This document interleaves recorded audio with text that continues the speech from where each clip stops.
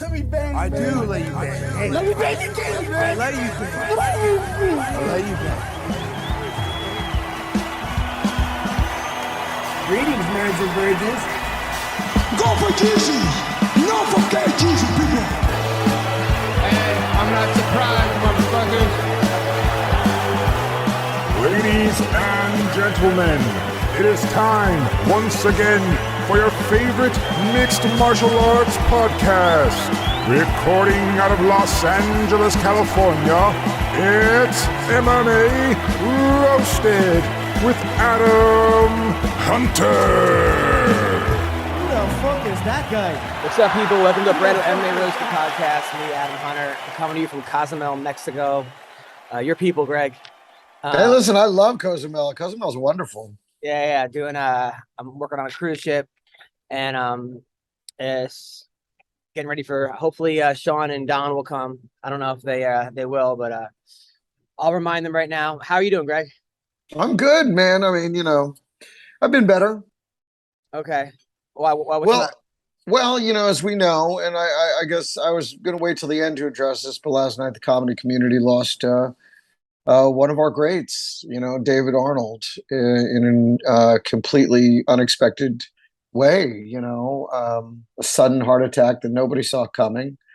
And it's a huge loss. And, it's weird. And I hate to, I don't know. I don't know if there's, but last night I was supposed to do this comedy contest. And, the news came in about an hour or two right before that happened. And I was like, well, I didn't know what to do. I was pretty devastated. I was a lot. I'm still not 100%. I'm still devastated. But so I went up there and I did what I went up there to do. And at the end, I just said, I just wanted to dedicate this to David Arnold. We lost a great one tonight. And I kind of I broke down on stage, about to break down now, but, and I really felt like he was there. I really felt like he was, like he was honored by that, and then I didn't stay for the end. I didn't stay for the voting. I didn't stay for anything. I finished that. And I then went over to the Ha where comics were starting to gather, and we began to cry and console each other. And as it turns out, I won, and I dedicate that performance to him, and the one that I did over there to him. And he deserves to be remembered and to be honored because he was a great comedian. He was also a great comedy teacher. And as a comedy teacher, there are very few great comedians that teach. And David was certainly one of them. And he and I always shared that, the passion for the craft, the passion for what we do, and to be, and not needing to teach. I don't need to teach. He certainly didn't need to teach. I mean, he was a showrunner on Fuller House, and that girl, May or Lele or whatever. And the guy was very successful. And the hardest part was he just got the spotlight. He just had the big Netflix special. He just, had a big tour. And here's how he loved to teach. Despite the new special, despite the giant tour, he was going to teach a workshop this Saturday. That's how much he loved to share the craft. It's the same with me, how much I love it. Everywhere I go, I teach workshops. And I when you love the craft like we do, it's important to give back. And he always did. And I just love and respect him. And I'm still in a bit of shock. Yeah, no, he was a great comic. He was one of those guys that, like, every time I watched him, I would be like, fuck, I got to go back and write. He's one of those guys that, like, you watch and you're like, man, that was a really well-crafted joke. And there aren't that many comics that I look at there and I watch and I'm like, holy shit, I got to get, my act together. What's up, people? Football is back, and BetOnline is your number one source for all football betting needs and sports info this season. Find all the latest football odds, news, and game matchups, including this year's opening week games. BetOnline is your continued source for all your wagering information, including live betting, free contests, and live scores. Always the fastest and easiest way to bet on all your favorite sports and events, including MLB, MMA, tennis, boxing, even golf. Head over to betonline.ag to join and receive your 100% welcome bonus with your first deposit. Make sure to use promo code CLNS50 to receive your rewards. BetOnline, where the game starts. And to me, it's just like I was gonna bring this up. Like, it's if I'm tired. I'm tired, especially like, you know, so I'm working on this carnival, this cruise ship, right? And they have a thing where to get back on the ship, the crew has to take off their shoes. And like I have like high tops, which isn't that big of a deal, but the guests don't. It's right? just an agent tour. Like, what's going on here? The passengers don't have to take off their shoes to get through security. So the guy's like, you have to take off your shoes. And I was like, listen, I just have a question. Why? Why do I have to? Why does the guest not have to and I have to? And the guy goes, come here for a second. Because these security guards think this is like a Steven Seagal movie, right? And the guy goes, hey, listen, have you heard of the shoe bomber? I go, yeah. I go, so you really think that I'm going to become a comedian for 24 years to work on a carnival ship and I'm to then blow it up? Like, that's what you think? Like you think I'm more likely to blow up than like a guest who you've never met before? And then the guy's like, they're about to write me up. And I'm just like, all right, I'll take off my shoe. I don't care. I mean, but that makes no sense. Greg, you ever have those like trivial things? You're like, why? And you get yourself in these situations. Yeah, but I don't make a stand on them. I mean, you got to pick your fucking battles. Jesus Christ. You know, it's weird. I heard that. Let me gamble away. Wait. Let me gamble away $30,000 a year of work on this shoe thing. More than that. Jesus Christ. All right. Sorry. Now the Brendan Schaub insult. Go for it. I was going to say, I heard that when Brendan Schaub bought his Gucci boots and was showing them off the comedy club, they start calling him the shoe bomber. That's a good one. I like that. So, by the way, I've been going to the nightclub on the ship, right? It's so weird, man. Like when I used to go to nightclubs, I would go with the like intent of like hooking up or dancing or grinding or whatever.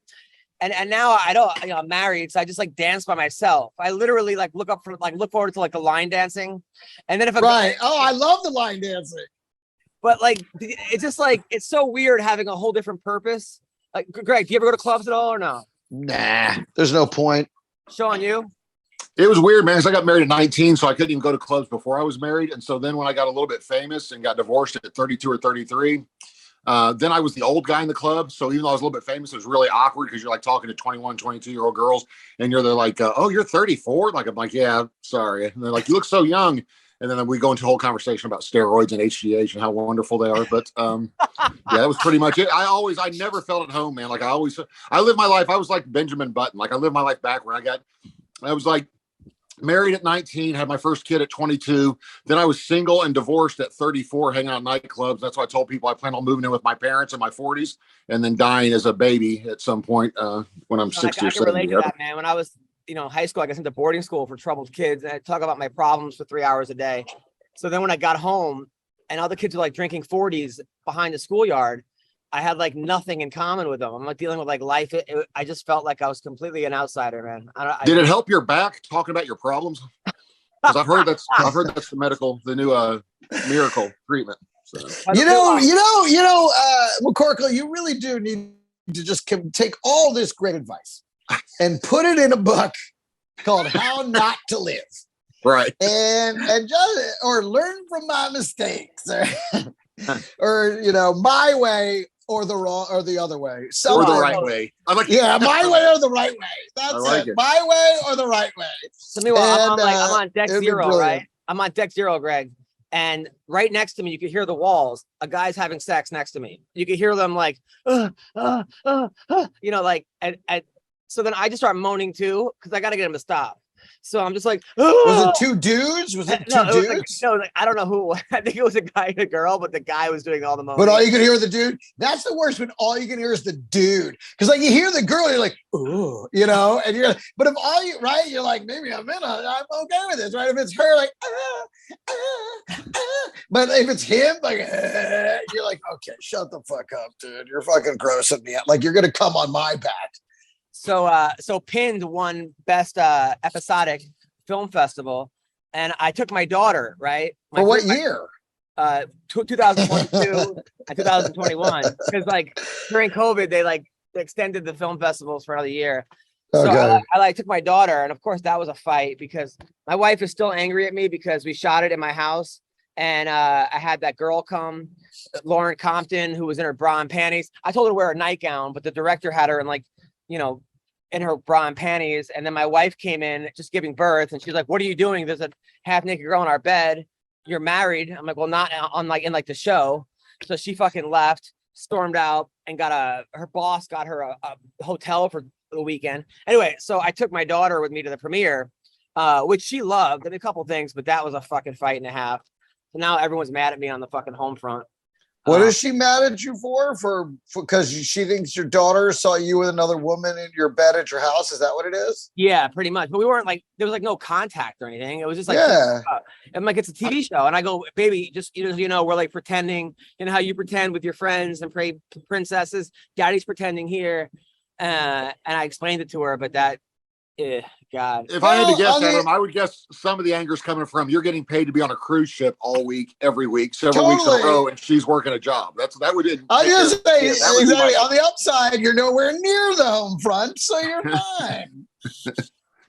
Oh God, I know, but it is lonely though. I honestly like cruises would be great if I didn't have to go in the ocean. Like as much as this is fun, I'm only out for 5 hours of the day, then I'm back to the ship. You go on a gambling boat on a cruise? That seems like a terrible idea. Like as long as you didn't have to go on the ocean, I'd be fine with this whole cruise ship.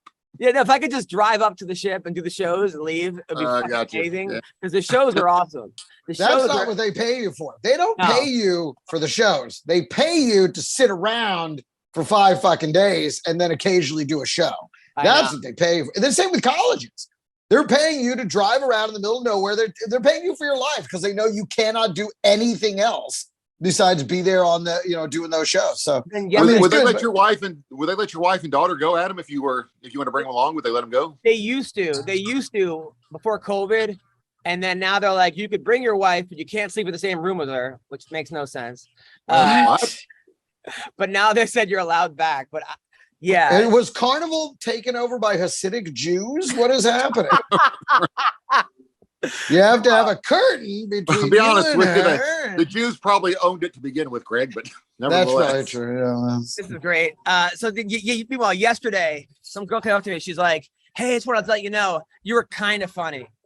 And like, meanwhile, this is like the whole ship. Like, no, that was hilarious, funny. There was and some fucking girl. So I was like, "Well, you're kind of pretty." Like I just wasn't in the fucking mood, And good work. And then she gets mad. She gave me the middle finger. I'm like, no, you can't give it, but you can't take it. And then I was like, no, okay, you're very pretty. It's just like, leave me the fuck alone. And then she's then wanted to dance, and I was like, no, I'm not fucking dancing with this girl. Like, I'm not giving her the anyway, let's talk about fights. Wait, let's talk about the fact that this is your farewell cruise. You didn't know it. This is your retirement party, buddy. You're retiring from cruises, from what it sounds like. So, yeah, I mean, I don't know. There's just there's positives and negatives. I hate being away from my kid. I don't like being away from my wife. I hate like being in the fucking little rooms. I fucking love the shows. I love making people laugh, and I love the working out. And I love the time that I have to write and create. Yeah. No internet. Fucking Wi-Fi is brutal. There's positives and negatives. Anyway, fighting. So Nate Diaz versus Chimaev this week. I am so rooting for Nate Diaz. They asked him that's about all you can do. They asked him how he prepared for it. He's like, fuck it. Have him beat me then. Like that's what he said. Man. He looks so unmotivated for this fight. Did you see the interview? I saw a clip from the interview. And he was just like, he was just like, like, I didn't want this fight. And they were like, you're fine. I'm like, all right, I guess I'll fight. Like, oh boy, he did not, you can't bet on him. I'll tell you that. I don't know. He said he's going to fight 15 more years after this. I think he excluded the caveat with his wife. So I hope he wins. Don, what's going to happen in this fight? I don't know. I'm a big Diaz fan, but if he's not motivated, he's not into it, then it's just not there, Yeah, so right? Not looking good for him. I mean, if you don't want to be in the ring or in the cage, that's the last place to be. Yeah. Sean? Man, I hope Nate pulls it out. But I have a feeling, and maybe I'm just imagining, but I have a feeling something wild is going to happen in this fight. I don't know, like something completely like it wouldn't surprise me if Nate did something like not tap, because I think he'd be too proud to tap when he's not hurt or whatever, just to get out of the UFC contract. But I have a feeling like something's gonna happened as his way to say basically fuck you back to the UFC. You know what I mean? Because I think he's pretty mad about what they've done to him. I did hear Nate say one time that he accepts before every fight that he'll probably lose no matter what, even if he's a better fighter, and then that takes the pressure off of him. And I kind of envied that because I was always so afraid to lose, like the embarrassment. But if you could accept beforehand, I probably will lose this fight. Like, even if I'm the better fighter, something will probably happen that'll, you know what I mean, something crazy on a cut or whatever. I think that'd take a lot of pressure off. But I hope he pulls it out, man. I mean, anything can happen, but it's a rough assignment, man. Well, it seems like Chimaev is a little distracted. He almost got in a fight with Costa. So I guess he was at the UFC PI, and Costa, he started talking shit to Costa, and he had like 9 guys from, like, I don't know if they're from Chechnya or Dagestan. You know that there's like, those guys are never alone. There's always like 15 guys in a bathtub with them, or like outside. They're always like at a nightclub. Like, I remember that when Nate Diaz fought, I think it was Khabib at like a WSOF event. My friend said it was like the first time he went to an event, and then like it was like Dagestan versus 209. But so basically, Chimaev and Koss started mouthing off to each other, and then Chimaev was like, you know, Israel, fuck you in the ass. Israel, you get fucked in the ass by Israel. Israel, and not the country. Obviously, we're talking about Sure, Izzy. Yeah. So I don't know. I mean, if he's thinking about, you know, Paulo Costa, not Nate. If he's overlooking Nate Diaz, that's a problem. The last guy who did that was Conor McGregor, and we saw what happened there. And I mean, Nate could take a punch. He could take a punch. He could take a kick. It's, can he tire him out? Can he tire Chimaev out? Chimaev's never been 5 rounds, ever. He's only knocked people out quickly. And he still won't. He's always been the hammer, never the nail. If Nate First Diaz, round submission. come on. Who's ever submitted Nate Diaz? It's gonna happen. Chimaev, first round submission. What are you predicting, Don Frye? I'm hoping for Nick, you know, but Well, Nick's not fighting. Nate. What? Nate. Common sense tells me no, you know. What? I mean, how many times do we all bet on the guy we want to win, and it doesn't happen that way, you know? Yeah. Story of my life. Never bet on yourself is what Right. McCorkle's advice is. Dude, I felt so McCorkle bad. advises never bet on yourself. There's a guy named Jay something that came to my show that bet his whole purse on himself last fight, and then he got cut from the UFC and he lost. Says his wife wanted to fucking kill him. Like, I think it was only like 25, 30 grand too. Can you imagine? He was like, honey, it could be worse. I could have filmed a movie with some other chick in my bed, and then I've been on a cruise this week while you're raising the kid. That was the excuse I would use. But I bet I'm guessing Nate Diaz gets stopped on cuts in the 3rd round. That's what I'm saying. Man, That sounds right. That I'm sounds betting right. Nate Diaz wins in round 4, and the whole internet explodes. I'm telling you. Dude, could you imagine? Listen, the UFC will probably have him killed. They'll probably put a hit on it if he leaves on a win over Chimaev. I don't think they would allow it. So. By the way, a little marriage advice I need from the 3 of you guys. Probably the worst thing I think marriage. I was about to say, But- and your marriage is over. But yes, So- please. You know, obviously, I picked the right one. I love my wife. She's the best thing that ever happened to me. But I'm not gonna lie, we're in couples therapy. We're working on it. She says that I don't make her feel loved enough. Any advice on how to make her feel more loved? I can tell you exactly how to fix it. Show her how. Every wait, woman.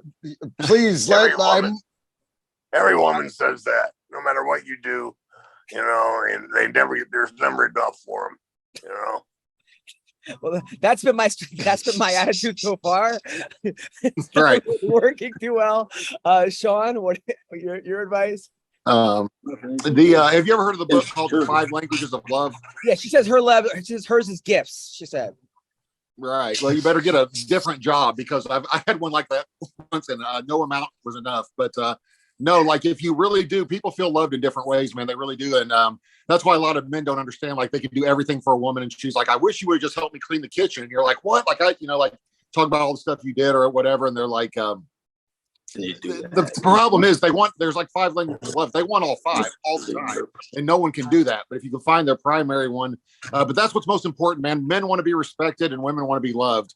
The unfortunate part is, even if you love your wife, she probably still won't respect you. So it's going to be a one-way street. But my divorce lawyer gave me the best. The divorce lawyer gave me the best advice I've ever gotten in my life. He said, "Do not ever forget that they're all children. You're dealing with a child. You know, he said, so they don't mature past 13 years old mentally. He said, so you're dealing with a child, so they're not going to be rational. They're not going to be, you know, your equal emotionally. There is no your other half. He said, find one that's good looking enough that makes it worth it, and like grin and bear it was his or be gay. He told me turn gay if I couldn't deal with that. So that was my two options. All right, so far, McCorkle way or the right way? The right way. Greg, any advice on this? I mean, you know, I think, I mean, if she tells it's gifts, then you just need to bring her gifts from every single place you go. Every time you come back, you need to have a gift for her. Like, you know, one for your daughter, one for her. I think I do that. I literally do that. She's like, I don't even think it's gifts. I mean, if that's what I don't think it's gifts. I really think it's you're gone so much, you know, but that's your career. That's your career, and you got to make that money, and you got a lot of bills to pay. I totally get all that, you know, and that's always kind of, you know, it's one of those things like sometimes I think women marry a comedian thinking that once they're married, they'll travel less. But they can't. That's not the job. The job is exactly like I mean, but the job is travel. I mean, you can't just make your money. You got to go. The money's out there. Money ain't here. Money's out there. So it's very difficult for women to accept that ultimate lifestyle choice. I think that sometimes they think that you'll want to do it less or something. But the problem is she thinks that when I come home, like, okay, fine, travel. But when you come home, I want all your attention. But I'm like, hey, like sometimes an audition comes up or something. Yeah, I was gonna say you have a million things to catch up on once you get home. It comes up that, well, like I'm trying to stay home. I want to get that sitcom part. I want to sell that TV show. I'm trying to sell pin. I'm trying to sell ambush comedy. I'm trying to make my movie. I'm trying to do shit that'll keep me home. But a lot of times those things that I'm doing, I'll have to be home for. Like the audition, I can't control when the audition comes in. So we you know, I'm like, you have more time than anyone I've ever given in my life. It's all you. Like when I'm here, it's all you. I'm like, what the fuck? Like, what do you want? Like, what more can I give? And then she's like, it's just like, ugh. Dude, I mean, she wants to believe that you would rather be with her than whatever you're doing. And you have to convince her that, even if it's not true. Also, I heard a guy say once, which was real great advice. He said that he finally figured out after 25 years of marriage what his wife wanted. He said, she wants me to be thinking about her 24 hours a day, what she wants, how she feels, what she needs, what would make her happy. And then he said, at night while she sleeps, she wants me to sketch her. So, I thought that was pretty good advice. I don't know, man. I mean, I'm doing my best. And I think that, you know, I think I picked the right one. If it doesn't work out, I'm done with marriage forever. But that's what I said. Actually, you ought to hear some more of Don's war stories and mine, and you'll probably think your marriage is awesome. Like if you knew what he and I had been through and the insanity, I don't know. My divorce lawyer really did tell me, man. He said, like, actually, first thing he said is, "What do you need a woman for? If not for sex?" He said that was the first thing he said. He said, so unless you're going to go your rest of your life without sex, you might as well get used to the fact you got to have a woman in your life. And then that's when he gave me the whole speech on their children. But marriage is like a cult. It's a cult where everyone's like, do it. It's like a workout. It's like CrossFit, but at the end you get a worse body. You know, fucking crazy. All right, so Jake Paul. Oh my God, McCorkle marriage counseling is going to be. It could be big. The biggest hit, dude. Just do it on Zoom. Just counsel guys. This will be great. So Jake Paul, Anderson Silva, October 29th. It's happening. Silva's 47 years old, obviously, but it's happening. People are giving Jake Paul a lot of credit. A lot of people are saying he's not going to last 2 rounds because one of the most elite strikers of all time. But he is 47 years old. I mean, we saw what happened with Vitor Belfort and Evander Holyfield. He fucking murdered him. Obviously, in Holyfield's prime, it wouldn't have won 1 round. Ben Askren says if Jake Paul wins, everyone owes him a huge apology. So, Don Frye, what's going to happen in this fight? We're going to go with Silva. And just, you know, obviously sentimental reasons, but I just think he's just a tremendous athlete and he's a better mover. You know, he's still got a lot better speed than Paul does. Sean? I think Anderson Silva should win, but I think when Jake Paul knocks him out, like in the first or second round, it will be undeniable proof that the devil buys souls at a hefty price. Because I'm telling you, he's going to knock him out, and everybody's going to be like, dude, what? It's like, I don't know. That's when I'll buy Greg's theory. If he knocks out Anderson Silva, I'm going to buy that it's all a setup because nobody's that lucky all the time and always winning. Like it has to be. I'm surprised he's taking that fight before with Nate Diaz about to be not under contract UFC anymore. I thought that was the next one, and that's way bigger than him and Anderson Silva. I figured he would wait for that one, but it's if he loses to Silva, I don't think Nate Diaz and him happens. And if he beats Silva, obviously it'll be bigger. But if he beats Silva, I think it's got to be a setup, man. Greg?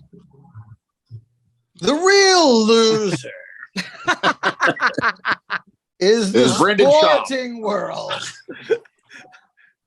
Why? It's so stupid. It's just so stupid. This fucking guy, I don't want to fight someone who's 5 pounds heavier. Let me get this old skinny motherfucker in there and I'll fight that. Like, no. I refuse to dignify this with anything that resembles a real opinion because it's fixed. It's all rigged. It's stupid. You know, fight somebody your own age, your own size, your own power. Anytime he gets close to that, that's also a boxer maybe that also has only studied boxing. Like, fuck this. It's just so stupid. I love how mad Greg gets when we talk about Jake Paul. It makes my week every week. It just drives me bananas. It's not real. It's fake fighting. It's like wrestling. It's wrestling. It's wrestling, basically. It's so funny, Sean. You talked about like the devil, man. There are certain people out there that I don't believe in the devil, but if there was a devil, like these guys signed. That's right. I was about to say Don was married to her once. Because you look at guys like the guy from Joe Francis, right? Girls Gone Wild guy. A guy that had like 20 years, had islands and mansions and girls and everything you could fucking want. And all of a sudden, like, he gets kidnapped by one of the parents, has to stick a dildo up his ass on camera, ends up going to jail, goes to the wrong town in Texas, gets arrested, tax evasion, like 10 years in jail, 15 years. Like, you know, Bobby Brown used to have a life where, like, he was the biggest star in the world, left New Edition, outsold New Edition. They were opening for him. Fucked Whitney Houston, fucked Janet Jackson, just killing it. I mean, he said he would drive around, if he liked someone's car, he would buy their car on the spot and leave it in the state that he fucking bought it in. Like, that's how much money he had. And now it's like, ex-wife died, kid died, daughter died. I mean, there's examples of people that were just on top of the fucking world. And then just it all came crashing down.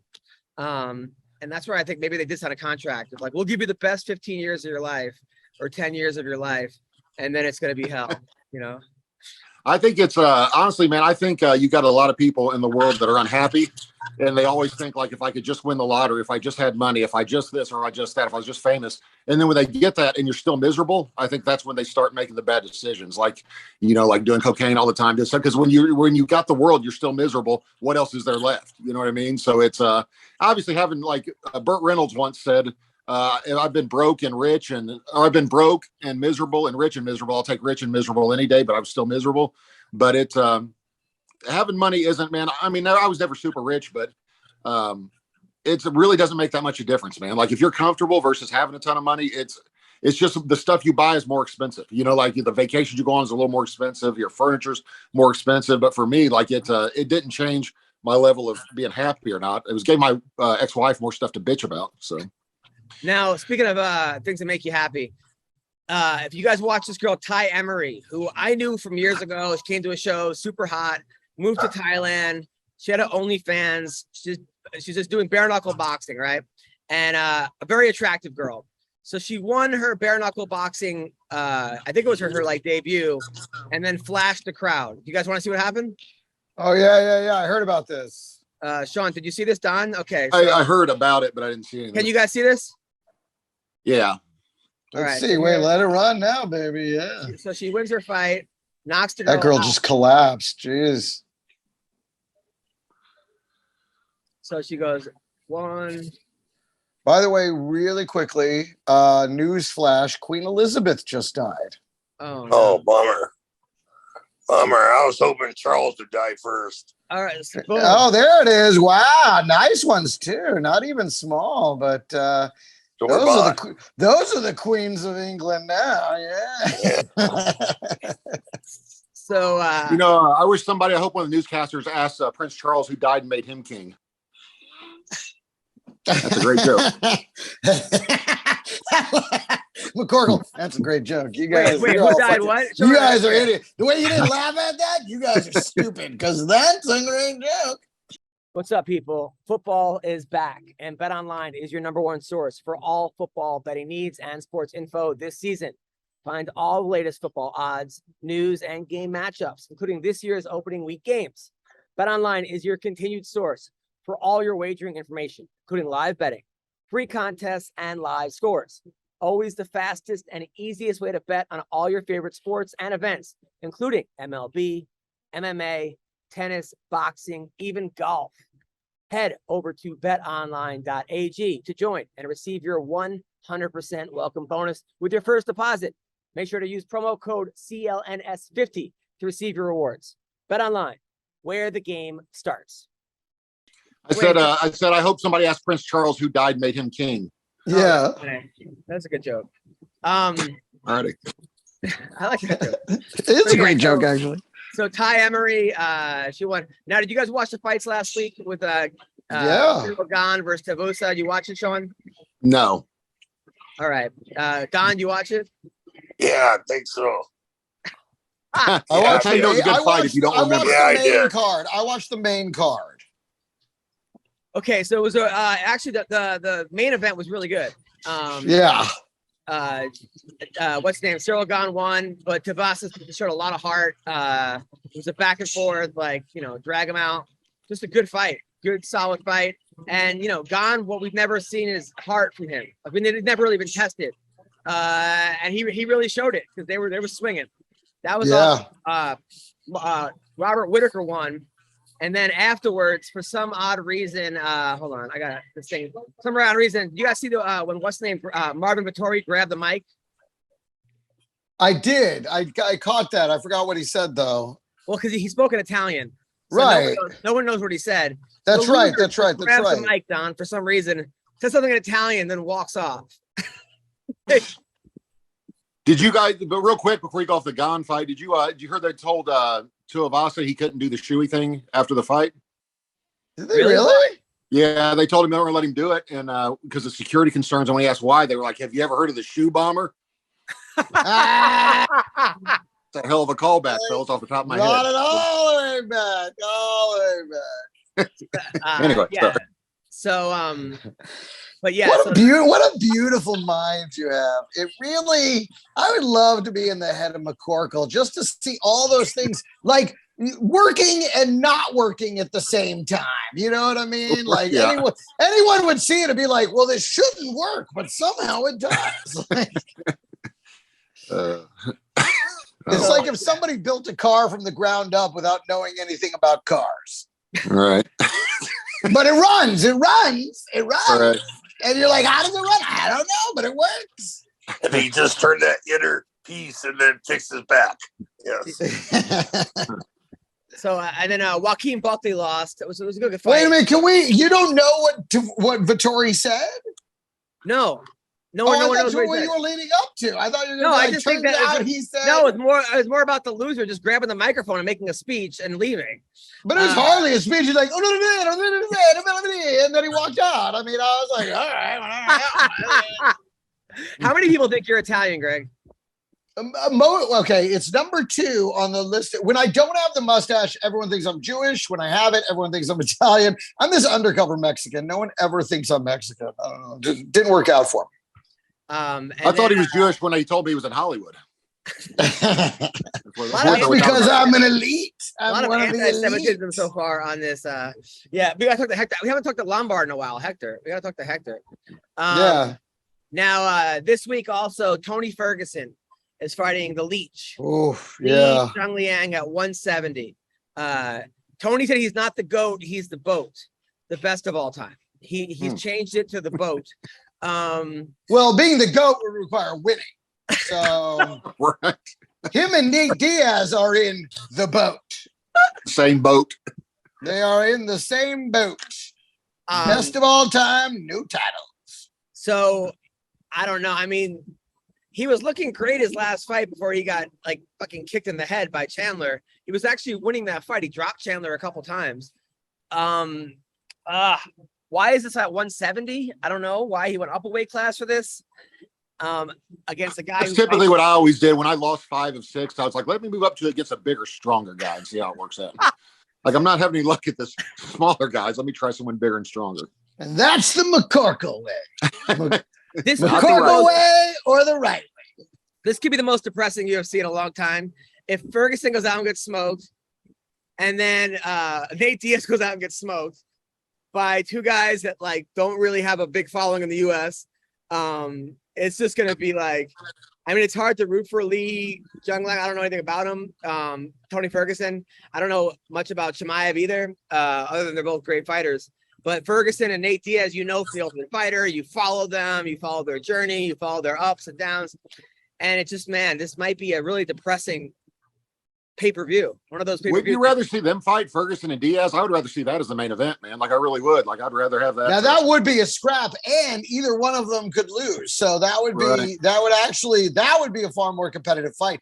Although you gotta say this about this fight for Ferguson. This is the kind of fight he should win. This is a very winnable, but Lee is very dangerous. And he's younger and tougher with less damage on the brain. If it's one thing we've seen from Ferguson, he's taken so much damage that he just can't. It's like trying to marry a porn star. It's kind of like you can't take it all back now. So I feel like is that the McCorkle We've all been way? there. That's the McCorkle way right there. Dude, It's like trying to marry a stripper. Don't do it. Don't do it. Last week, this woman this guy must be like in his 50s or 60s, like an old Brooklyn guy. And he's married to this like young, pretty hot porn star who has to be like 22, 23. Sure. And they came to my show and they're just like a normal couple. The girl had a baby and this and that. And then she's like, oh, I'm going back to porn. I'm like, oh, but you just do porn with him, right? She's like, no. She's like, I just take huge black cocks. She's like, or cocks from Europe.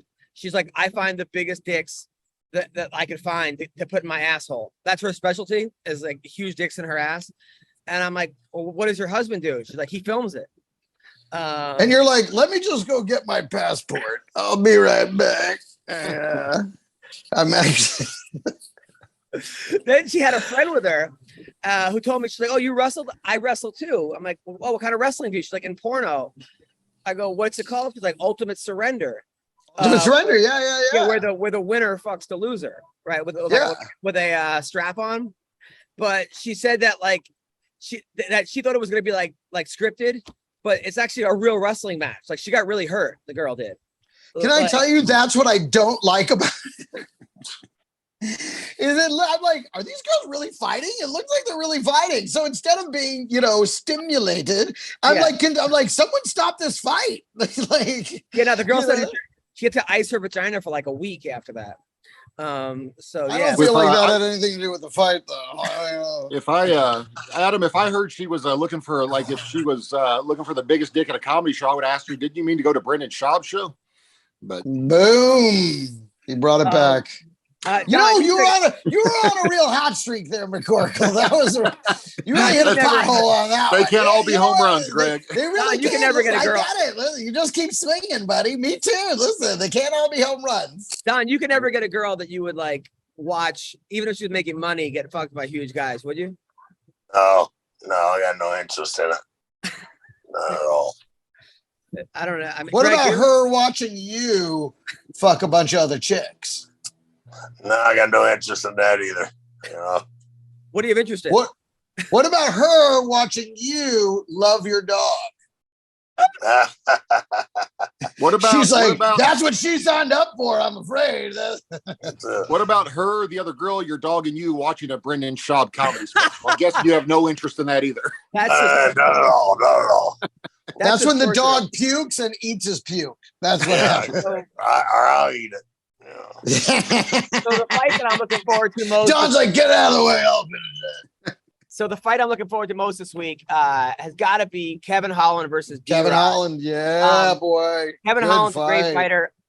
I only met him once, and he wasn't really that nice. I was with Henry Cejudo, and Cejudo was like talking to him, and he's like, "Yo, I did comedy, and he's just Kevin's like, you're not funny. And then Henry told him a joke about how we told him my joke, basically how him and John Jones Never do that. are forming a tag team called Low Blow because and Kevin just looked at him like, man, that ain't funny. He's like, I'm from the, I have to be funny. Look at me, I'm black. You got to be funny at the barbecue. The whole fucking thing about how Henry wasn't funny and how he was funny, and I was just kind of I don't know, kind of rubbed me the wrong way. Just the way he kind of just like dismissed Henry not being funny because Henry was trying, and maybe it's Henry's fault for trying. McCorkle, explain.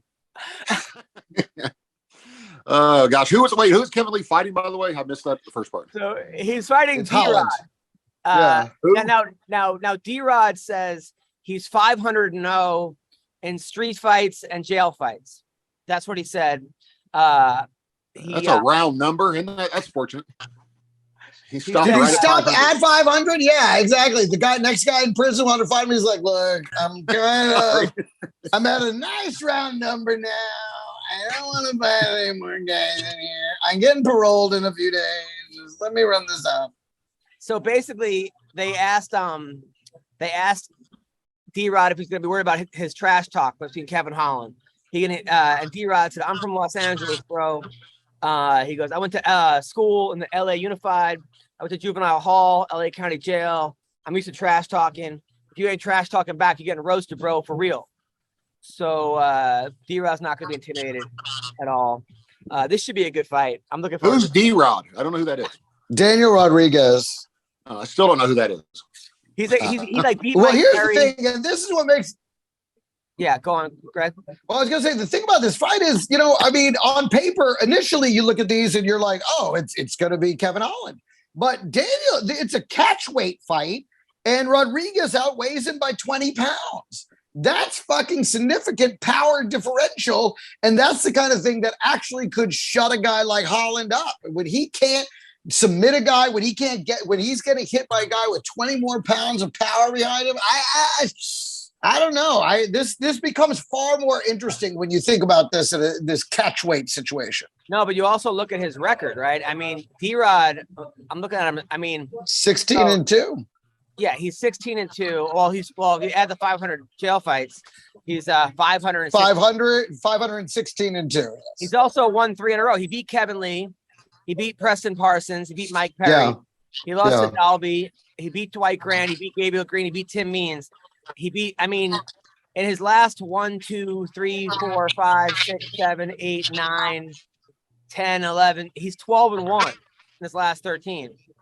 With a loss to Nicholas Dalby, who seems to do really well against like really good guys, and then ends up like kind of not doing that well against guys looking to beat. Don, I'm a big fan. I guess you are too. He's really a fan. So I kind of think that D-Rod's got this. I think Kevin Holland's talking a lot of shit about what's his name about Chimaev. I guess they almost got into it.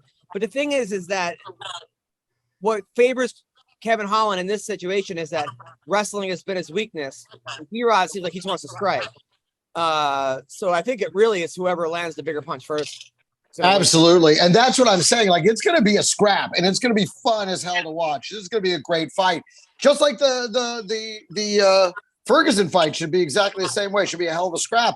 But the weight differential is a big deal, man. It's a big deal. And I don't know. I don't know who to pick in that fight, to be honest. Initially I would say Kevin Holland, but with that kind of power difference, it could be D-Rod. I don't know. It's a tough call. Also on this card, Johnny Walker versus Kudalaba. Johnny Walker says that the reason he's not been fighting that well is he's taking CBD, and CBD has fucked up his last 3 years of fighting. So he's doing a lot better now off CBD. He didn't know. Well, someone tell him to try weed. I think that's the problem. He's smoking CBD in his brain. They're going, I don't feel shit, gang. This is the new one. I never heard of CBD. Johnny Walker calls them to blame a loss on performance enhancers. Like, you guys don't understand. I was on CBD. Like, I can't fight like that. I was off. Now, also on this card, Jake Collier. He's a guy that was like 300 pounds, went to a wedding, some guy told him, "Hey man, you should train with me." He learned jiu-jitsu, trained under in a mat under a treehouse, and was like eating rats and like squirrels and stuff. And now here he is in the UFC. I thought he beat Arlovsky. If we've learned anything, that's future champ shit right there. Like when you're eating rats and doing heroin, we know, and your boyfriend beats you up, you're headed for a championship. He's fighting Barnett, he's that guy that looks like Rerun from Good Times, Because he's black. That's the only thing about him. It looks like Whoa! the big guy. Is it Rerun the big guy from Good Times? Yes, no, Rerun is the big guy. But he dances like him. He does the Rerun dance when he goes out. I mean, does he really do the whole thing? Yeah, he does that. Does the whole thing. Yes. Nothing to do with him. He dances like Rerun. He's like he looks just like Rerun, and Kevin Holland looks like Michael Jackson, and just any other skinny black guy. Oh my I did a show last God. night. I had a show the first night, and there was this woman there, black older woman. She must have been like 70, and she's with a white guy who's like 50 with his wife, and he's like, "That's my mom," and I was like, "Oh, okay. Like, were you adopted?" And she's like, "No." And I'm like, okay. And we just got back from Jamaica. I'm like, did you kidnap her from Jamaica? And this is a story you guys came up with? like, how is this? Did they remake The Blind Side? But like revert? Like, how did this? I still can't figure it out. Any suggestions on how this happened, Greg? No, that's all you, bud. I'm gonna let you know, that's all you handle that situation. I don't want to touch that with a 10-foot cattle prod. I was gonna say, they say history repeats itself. So if history is any indicator, I have an idea what happened. But and that's the McCorkle way. I don't even want to go to Don on this one. So Don, how are you? I'm good. How are you? All right. Hey, can we talk about, wait a minute, the Irene Aldana Macy Chason fight? I think that's going to be a great fight. I like both these gals. These gals are scrappers. They're both coming off wins. I think I like them. I don't know who to pick in that fight. I think that's going to be a really close fight. I'm kind of leaning towards Aldana, but then I'm like, nah, Chason looked great in her last win. I don't know. I keep going back and forth. I think that's going to be a good fight, and I don't think people should overlook it. I think you're right. Macy Chason's a really good fighter. She won the Ultimate Fighter. She trains over in Texas with Yosef. I forgot the guy's name. The guy's a great trainer. I forgot his name though. Came to my show last week. He's awesome. And then that should be really good. And then what's his name? Got really good boxing. Also this week, Brendo Vargas is promoting some kind of internet social media star boxing match. I don't know who the main guys are, but Adrian Peterson is boxing Le'Veon Bell. I don't follow football. Greg, tell me about this fight. Okay, these are two. Adrian Peterson, Hall of Famer, first ballot kind of guy, one of the greatest running backs in the history of the NFL. But he also got in some trouble there in the middle bit with, he got yeah, a little bit. Yeah, a little bit of child abuse right there in the middle. And then Le'Veon Bell was one of those guys that had the opportunity to be one of the great running backs, but then he got into a contract dispute, decided he wanted more money, sat out for an entire season. Then nobody would hire him. Then he wound up with the Jets, which we all know what happens when you wind up with the Jets. And so now he's just out of the league and looking for something to do. I mean, Le'Veon's got to be about 10 years younger than Adrian Peterson. So, I mean, but they're both elite athletes. Neither of them are fighters. So, I mean, I would give honestly, though, Adrian Peterson's one of those unique physical specimens that's like generational. And so I hate to, even with the age disadvantage fight-wise, even though I hate discussing this and think it's a waste of my fucking breath, I'd go with Adrian Peterson. Sean, you?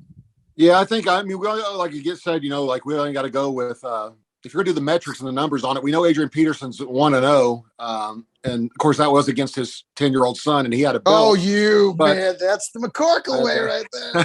Yeah. What's the worst analysis I can do right now? So he's 1-0. The other guy's untested. So I'm going Adrian Peterson. Don, you? Anything on either one of them. So got it. Also, fake Drake, the guy who pretends to be Drake. Right. He was supposed to box Lamar Odom, but the real Drake paid Lamar Odom to not fight fake Drake. he said, forget this guy. Don't give him the press. So Drake paid Lamar Odom to not fight fake Drake. So fake Drake is looking for an opponent now. If anyone knows a guy that wants to fight fake Drake. I know some girl took a picture with Drake's dad in a club in LA and posted it. She's real proud of it on the internet. One time I saw her post that, like, me and Drake's dad. And I said, did he used to call you on his telegraph? And she removed me. Oh, that's great. Oh, she removed me as a friend. Now McCorkle, that's a good one. Right. She immediately is a friend. I never saw her page again. So I don't know. And then Blueface. He's the rapper that keeps getting beat up by his girlfriend in public. Black and blue face. Yeah, I'm good. Thank you. Yeah, so she keeps attacking him, but he's a boxer. He's 1-0 in bare knuckle boxing. He was supposed to box Swaggy P, who Nick Young, former Laker. But then Blueface couldn't get his license or something, his boxing license in time. So Swaggy P is looking for an opponent as well. Sounds like fake Drake's prayers have been answered. That's what I was thinking, like Blueface. Yeah, exactly. Cue it up. Oh my God. Okay. This show. What are we? I'm like, this is gonna be a great fight right there. That's true, but Blueface and Fake Drake. What about these guys? One's fighting a fire hydrant, and the other guy fighting a self-checkout machine at Walgreens. So it's going to be hot action. So Nate Diaz said that John Jones cannot be in the GOAT because of the steroid allegations. And you know what? Or, getting busted for steroids. I think he's got a point. I mean, if Mark McGuire can't be the GOAT in baseball because of his steroids, and Barry Bonds, same here, then we got to take away John Jones as being the GOAT. I mean, that's the only one calling John Jones the GOAT is John Jones. Well, then who's the GOAT? Well, it's not John Jones. First of all, he didn't hold the title long enough. He didn't defend it enough times. He was coming in and out of the league with all the fucking suspensions and all that. Yeah, no, he is absolutely not the GOAT. The GOAT is never lost. He never lost, though. He never fought. He was out of the league too long. You can't say that. Come on, dude. No, it doesn't matter. You can't say you're undefeated when part of the reason you're undefeated is because you couldn't fucking fight. Get the fuck out of here, man. With all due respect, Greg, okay? You look at the guys John Jones has beat, right? I'm just gonna give you a list of people. 26 wins, 1 loss, okay? And the guys on this list, right? Anthony Smith, right? Gustafson, Thiago Santos, DC twice, Glover Teixeira, Chael Sonnen, Vitor Belfort, Rashad Evans, Lyoto Machida, Rampage, Shogun, Brandon Vera, his wife, Stephan Bonner. I mean, USADA. USADA, OSP. I mean, that's like, I don't care. Anderson Silva would be way above him on the list because he defended his title. Like 17 times in a row before he lost? He also popped steroids, Anderson Silva. Still, he kept fighting. He stayed in the ring. He got popped after he broke his leg in half in a comeback fight. Yeah, he recovered. Okay, but still, I would put Anderson Silva way above him. But yeah, absolutely cannot. Yeah, you can't consider him the GOAT because he just didn't fight it. He didn't defend his title enough. He threw away his career at the top of the game. You can't do that and be considered the GOAT. I would put GSP above him because he never. Yes, GSP. There's a lot of guys. Even though he did have the HGH gut, and I would probably put Fedor above him too. Sean, I put Don Frye above him. Sean. I always thought the GOAT, man. I always thought you had to take the guy, whoever was at his best during his prime was always for me, like who was the best fighter ever in their prime, like for how many ever fights, unless you're just talking about for an overall career. But I say Fedor, man, and Cain Velasquez. Cain Velasquez, especially the 2 times he beat Junior Dos Santos. I've never seen a guy as good as Cain during that span, man. Like a guy that good, that dominant, that tough. I think that version of Cain beats anybody who's ever fought. So. There you go. What's Kane doing? He has a good lawyer. He has Mark Garagos, who is a pretty successful lawyer, but he can't get him out of jail. That's insanity, man. It's crazy. He didn't even kill him. If the guy died, it might be something, but he did. God, man, at least they let murderers out on him. You're still not allowed to go around shooting people. Well, no, I'm saying he should at least be able to get out on bail. Like it's no, that is true. He should absolutely be allowed to get on bail. He's got family here. He's anchored in the States. I don't think he's a flight risk. I think they absolutely should. He should. He absolutely, especially when you look at his, his life's work and the way he's. I think I think you're right. I think he's holding him without bail is crazy. O.J. Simpson killed 2 people. Never did a day for that. Cain Velasquez shot a guy, missed, got a stepfather, but his kid was molested. I mean, give me a fucking break. Don, I heard, I don't know if this is true or not, but I heard that Cain, when that happened, he didn't know that guy wasn't in jail, and he happened to come across the guy somewhere in public, like, or whatever, happened to see the guy somewhere. They're like, oh, that's the guy that's been molesting my kid for a year, like, and he's out in jail. They said, I don't know if it's true, but I had read that they didn't tell him they had released him, and so he just runs into the guy somewhere out on the streets, and that's why he went crazy and started chasing. Which I don't know why Cain I don't know why you bring a gun into it. You think Cain would just beat the brakes off of him, but that's what you would think. I think it was because he was trying to drive off, and he just like, right. Like you're not getting away from me. And I understand that emotionally. I understand that. I would have done the same fucking thing. It just sucks that he hit the wrong guy. I mean, and he's basically caught in like a legal conundrum now. But yes, he deserves. He deserves to be able to post bail. That absolutely is something that I think absolutely should have. So Don, who's the GOAT in your opinion? Hell, I don't know. It's Anderson Silva would probably be my top pick, but then you like I said, Fedor, Crow Cop, one of those guys. Yeah. I think you give me a week to think about it, and I'm going to give you a list of guys that I would put way above. Again, I just don't think. I mean, Mighty Mouse might be in that list. To be honest, I mean, he's so damn good. Yeah.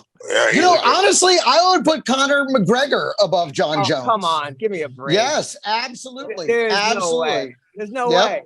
Yes, I'm not saying I would say he's the greatest of all time, but I would put him above John Jones without question. I think we're discrediting John. He elevated the game in so many ways beyond just the fights, and the fights were extraordinary too. So, and he defended his title many times. I don't know. I would definitely put Conor McGregor over John Jones.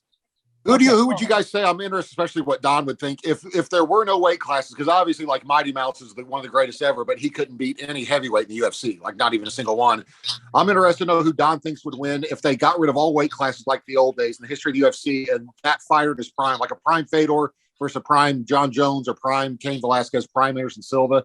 A lot of people say Anderson Silva, but I don't think he'd be big enough to beat like Cain. You know what I mean? At Cain's prime. I don't know. So I don't know who you guys think. Who would win if there were no weight classes like the old days and those guys were all in their prime? So. All right, before that, Greg, John Jones had 13 title defenses. If there's no weight classes, who would win in the UFC? Like if there were no weight classes and you took every fighter who's ever fought in the UFC at their absolute best, like take them whatever they were at their best, and you threw out weight classes. Like GSP is great, but he's not beaten Stipe Miocic no matter what. Like no matter it's not happening. He's too big. And how many years did John Jones lose from his career for not fighting? Greg's not letting John go. He had 8. You're right. He should have fought more often. He kept getting in trouble. Yeah. 10 more times. So fuck him. He's off the list. I'm sorry. You can't sit there and call someone the greatest when he didn't fight. In his prime, when he let it go, when he of his own volition, by the way, of his own choices, he failed to fight. So no, he's not even in the conversation. No weight classes. Who wins? Probably Fedor. I mean, he beat Mark Coleman twice. Fucking prime Mark Coleman. So I got to go with Fedor. Don? He'd probably be my choice, him or Crow Cop, or Don Frye. For me, we're talking, but I think in their prime, I'm looking at the Nogueiras. I mean, let's not forget about them, dude. Those guys, Nogueira brothers, right? I mean, talk about a run. Nobody can match their numbers, their durability, the way they won over a course of 2 decades. I would, if we're going to talk greatest of all time, I would put Nogueiras. Yeah, but they both of them, but probably Big Nog, definitely. The Don Frye that beat Ken Shamrock has got to be in the question. Absolutely. Don Frye is absolutely all these guys I would put above John Jones, particularly Don Frye. Now, who do you think? I was just upset when I heard that steroids get you out of the discussion, that I'm not going to be the GOAT of anything now. Like, I can't even be like, you know what I mean? Like, if that disqualifies you, I'll be like, well, okay, I guess I'm not going to be that great at anything. Well, gentlemen, unfortunately, I have to leave. I got a lot on my plate today, so this Greg, is what do you it got for me coming up? Coming up, don't catch me in Flagstaff for the Just Another Comedy Fest coming up in Flagstaff, Arizona, September 16th. I'll be doing 2 shows at the Orpheum Theater, so be sure and catch that coming up. Great seeing you, Greg.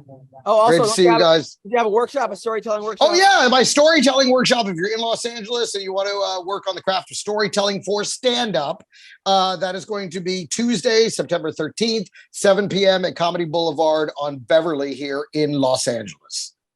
All right, and then Sean. See you, buddy. See you guys.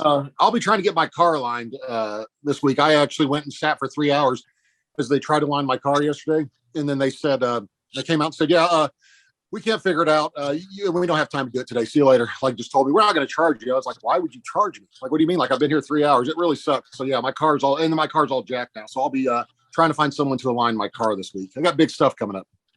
Great. Don. Just taking the antibiotics every 8 hours, buddy. You know. Don, when was the last time? Don, when was the last time you got laid? What's that? When was the last time you got laid? I don't know. Fuck. What difference does that make? Because there's a nurse that has a story about it, Don. That's probably why. I just knew. Are you that lonely on the boat? Yes, I just knew it'd be a funny answer. That's why. What about you, Sean? Last time you got laid? God, a couple nights ago, probably. I don't know. I'd have to think about it. It's ever since I couldn't get my car aligned, I haven't been myself. No,